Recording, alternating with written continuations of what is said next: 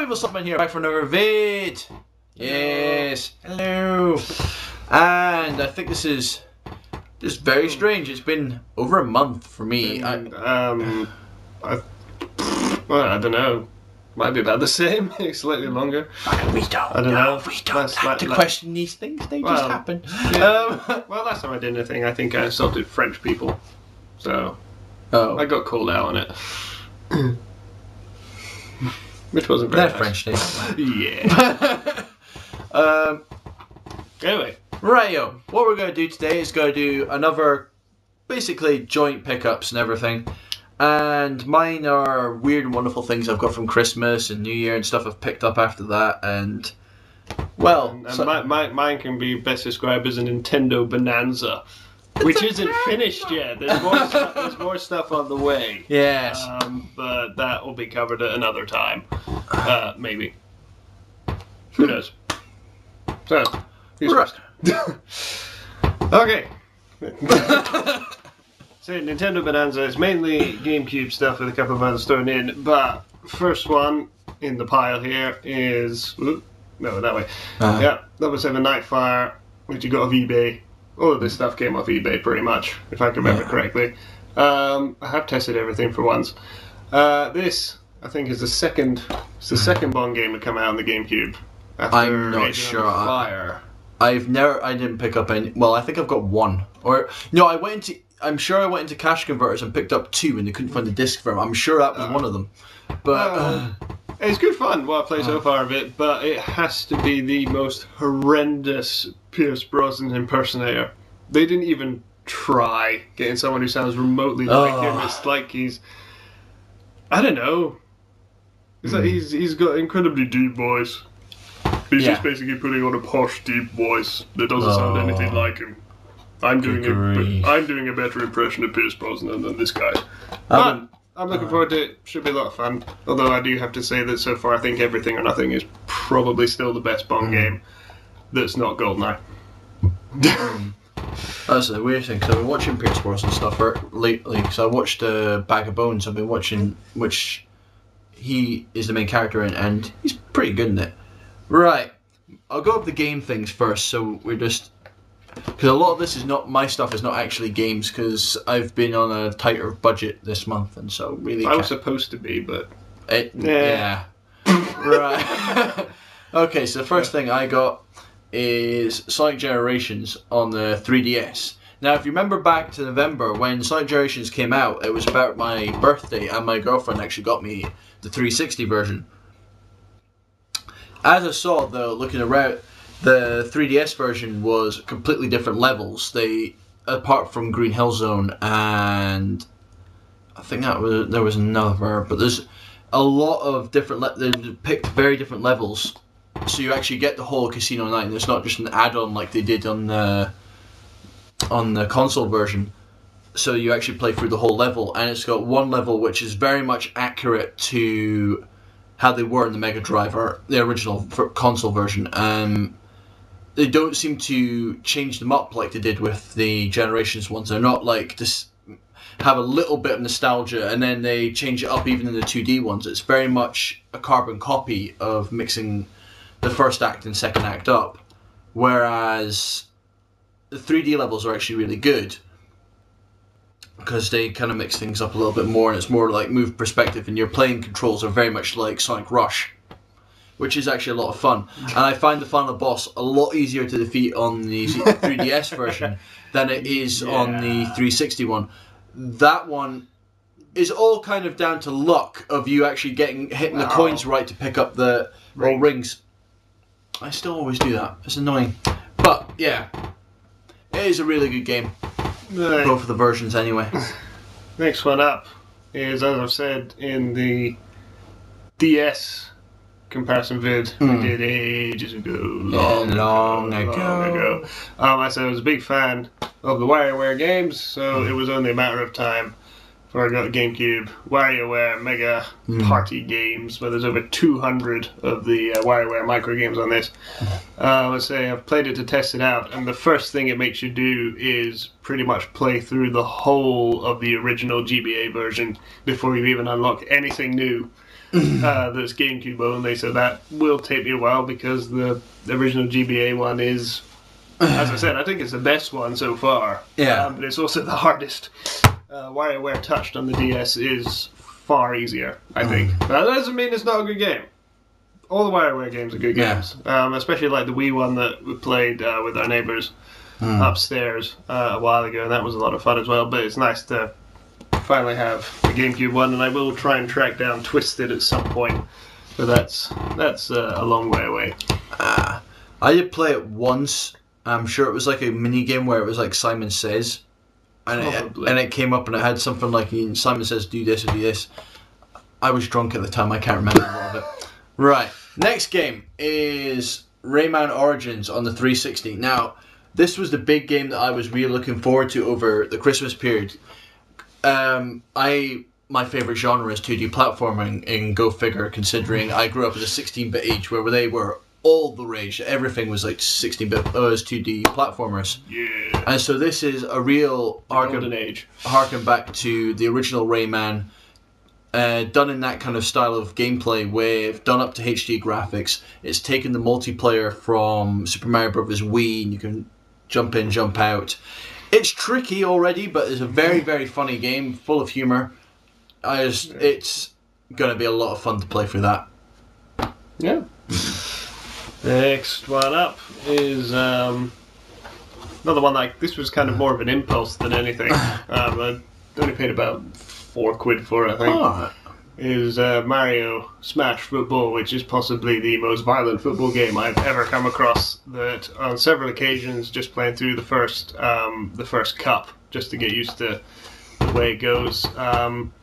There's not really much more satisfying you can get in a football sim than shoving Toad up against an electric fence and watching him get fried. Enough said. But it's also quick fun. Certainly fast-paced and not entirely what I was expecting. Do you have the Wii one? I haven't really played a lot much Mario Strikers Charge Football instead of Mario Smash Football. Yeah. Neither of them roll off the tongue very well. No. Right. This was one of my Christmas presents from my girlfriend, and this is a film that I really want to go and see in the summer, and I didn't actually get around to doing, and it is Super 8 on Blu-ray, and it's a very interesting film. It's like it harkens back to like really some of these like Discovery childhood kind of films. It's like kind of films where you have like a group of friends and they kind of grow up, something happens, and then they all grow as people trying to actually get through this incident and everything. Because basically what happens, they're filming this horror film, because they're all horror film buffs, and they're trying to make their own film. And what happens is there's a massive train accident right at where they're filming at this old abandoned station. The trains come through, and there's a big accident. And what they find is there's this alien life form in the in one of the compartment things, and carriage. In one of the carriages, and basically it's stealing stuff from around town for a purpose, and it's kidnapping people from town, and they're trying to discover what's going on, whereas the army's coming in to try and destroy the alien and cover up what they've done and all these experiments that they've done on this alien.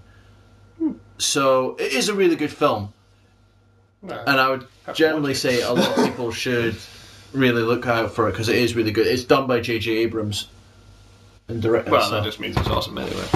Right. Yeah.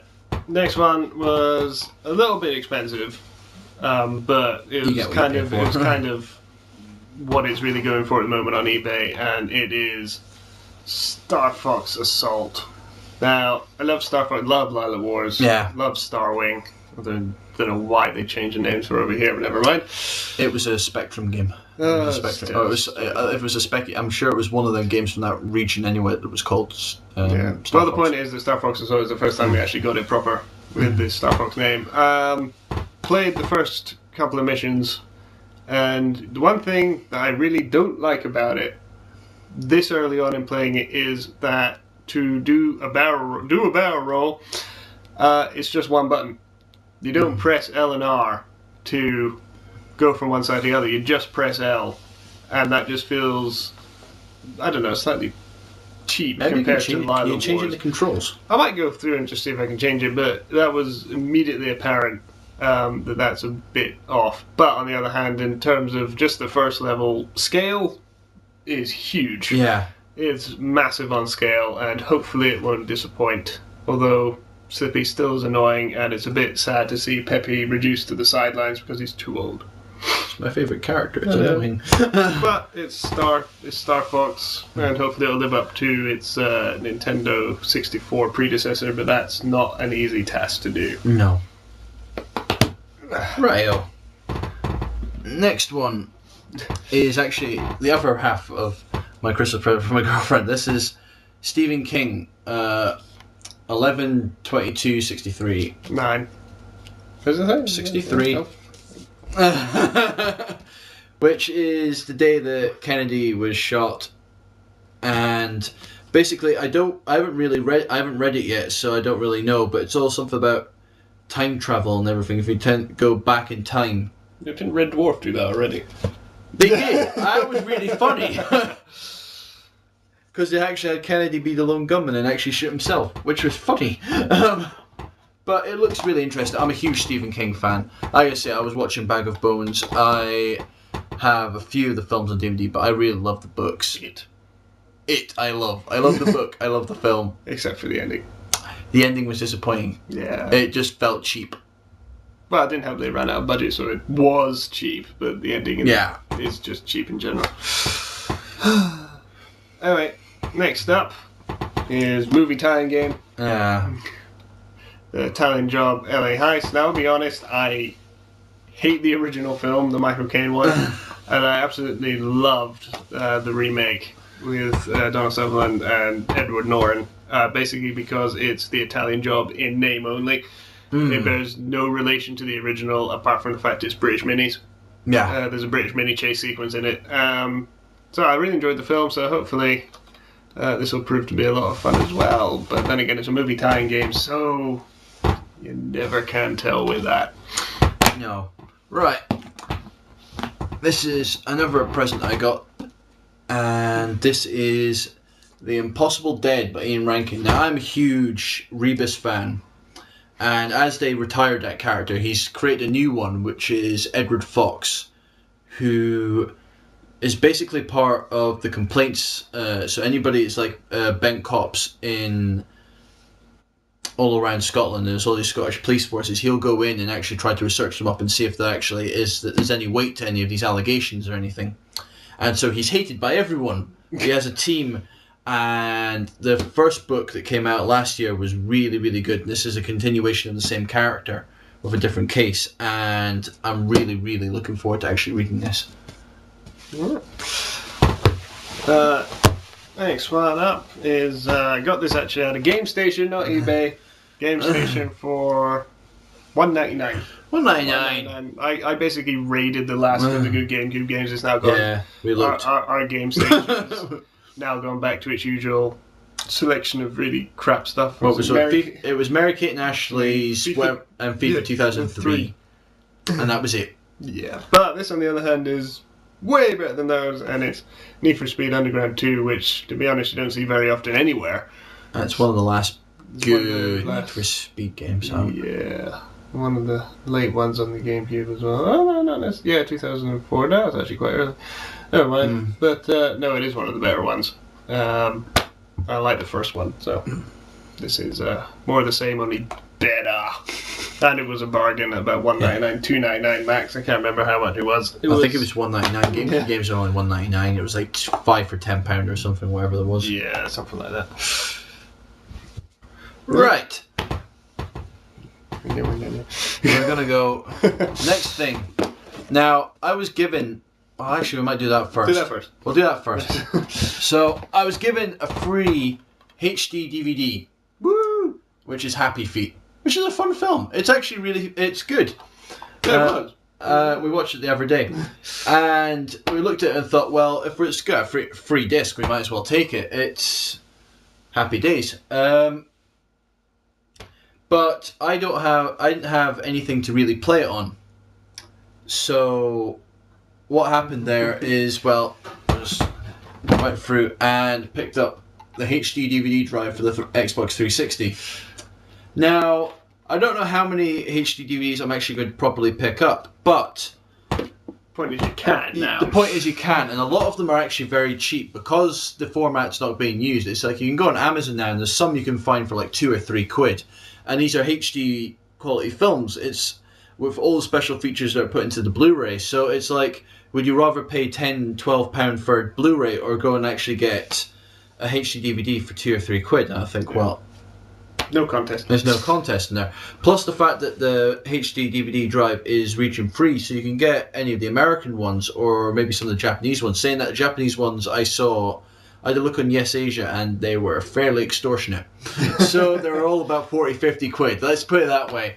But that's the same for anything. You can try it. It's like we're talking about today with the Studio Ghibli Blu-rays. The Blu-ray of Nausicaa when it first came out was 60 quid for a single disc Blu-ray. Maybe it was a double disc Blu-ray, but even so, we look at it here. It's 15 quid for exactly the same thing. It's like I don't understand it. No contest. No.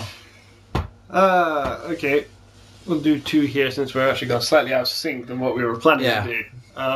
So the next two, more because, and it also works out because they're more sort of like impulse buys, just to be able to get Need for Speed 2, really. And I will get around to playing them, but it was the collector in me that sort of went for these two, and it is Medal of Honor.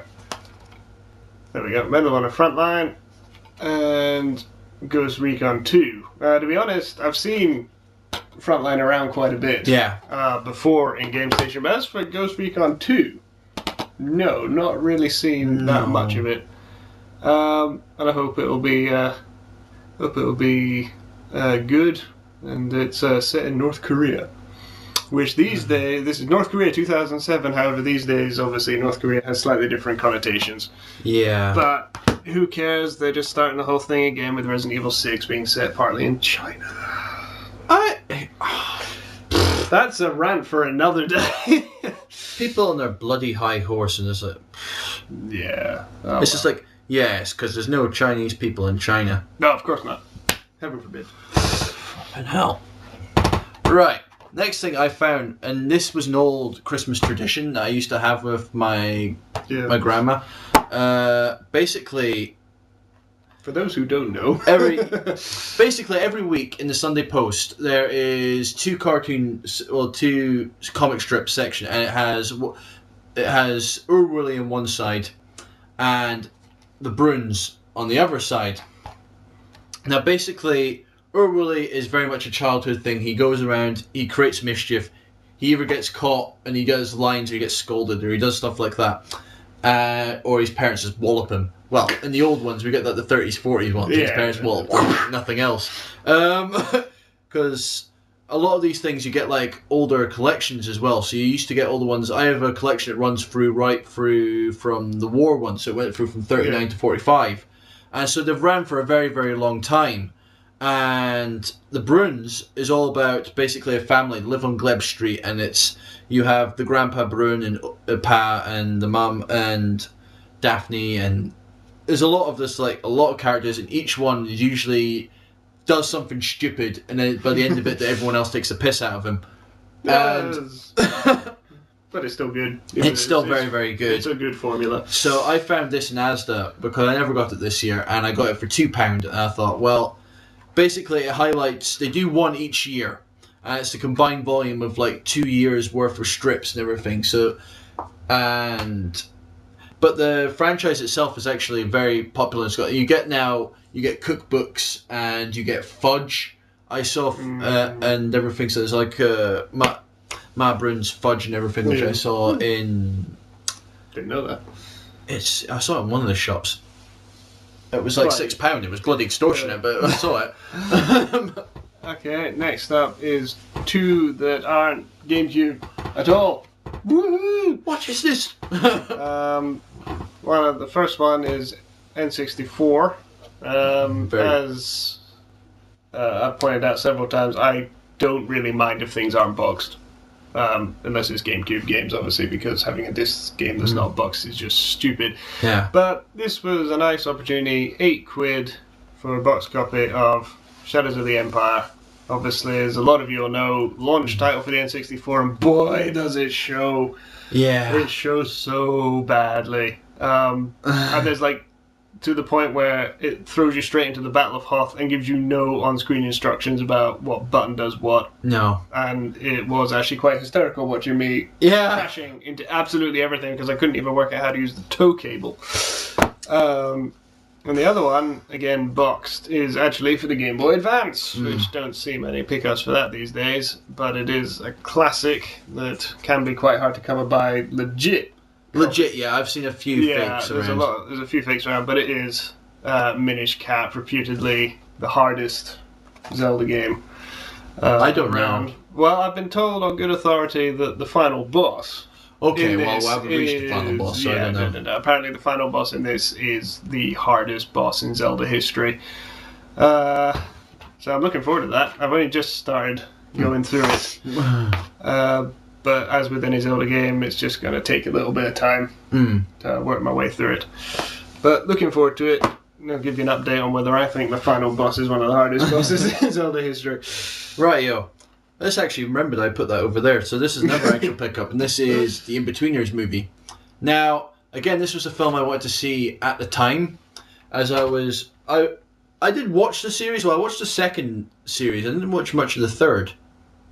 But this was actually really... It's a really funny film. I just don't know if it was as funny as everyone made it out to be. Like they were saying it was the funniest film of the year, and it was all that. I watched it. I did really laugh. That's just advertising. No, it was people at work were saying it and everything. All right, so but like the adverts and stuff. But it was really good. The one thing that weirds me out is the special features were not in HD. They actually give you a DVD, the DVD version of the special features disc. It's just like, well, that's fairly cheap. But it is a really good film. They all go off on this lad's holiday after they finish school, and it's like they're coming of age thing. They're wanting to get out, get pissed, and basically shag anything that's got two legs. And they have their things along the way, but it is really good. So. And finally, we can skip back to GameCube again, but it's not a game. It's not an accessory. But it is it's described on the seller as near mint, and it is pretty much, but it came with no cables, no nothing, but I didn't need any of that. And I've attached my Game Boy player to the bottom of it, but it is the silver Resident Evil 4 GameCube. And it's really because... Why would you buy it? Because. And I checked that it was working, and obviously there was only one game you could use to check whether it was working, which was Resident Evil 3, obviously. But no, it's exactly as described. Incredibly quick, although I got that off the same guy I bought Nightfire off, and yet they came in two separate packages 2 days apart. Go figure. But that's it for me. Yeah. Right. The last thing for me is actually something... Basically, I'd been out of my anime collecting for a long time, and I love my Big Shonen series. It's just like so I went back, and what I had before, well, I'll show you what I got. I got the Dragon Box Volume 1. Now this is the Japanese remasters of the original Dragon Ball Z series, and what the Funimation did when they first released it, they released it in an orange box, which I have volumes 1 and 2 in. They're actually in my room at the moment. And basically what they did, they tried to stretch out and convert a 4:3 picture into a 16:9, and it looks horrible because when it gets up, you're cutting off pieces of hair, and it just looks like it's really badly cropped. Now what this is proper what the Japanese remasters of what they actually were, because it was very... Back in Japan, when they released this on DVD, they released half the season, half the whole series in these box sets. And they were a little bit bigger. They were probably about that over the top of what they were. They were a bit bigger, and they would go on for a lot longer because they do 150 episodes each box. And they cost about £500 each. And so they were like these things you would hear tales of. And I think when I bought these on eBay... That's what I was thinking I was getting. When I first bought Dragon Ball Z, this was my first thing I bought on eBay. I bought the whole entire series of Dragon Ball Z, thinking this was it, because I paid £200 for it. And then found out they were all bootleg. And they were fairly bad bootlegs at that. And so I got royally ripped off on my very first purchase on eBay. So what Funimation did, they split them up. Instead of 2 sets, they split them up into 7. And so this is the first one. And it comes in these really nice hardcover boxes, like 2 things. And it comes, and so you get all the discs and everything in these hardcover boxes, and really nice and sturdy. And what they have is also is a book that gives you like episode guides and character art and descriptions and everything. And that's also very is hardcover. Now, the problem with this is because they're released in limited quantities, because they didn't think a lot of people would pick up the Dragon Box versions. Only people that are really into the Japanese version of it would do it, because there's no English music dub on these versions. There is on the orange ones. They did a limited print run. And so some of the later versions are already going out of print. Volume 4 is out of print as we speak. And Volume 2 is getting there. So it's going to be hard to get all of them. But I will try and strive to get all 7.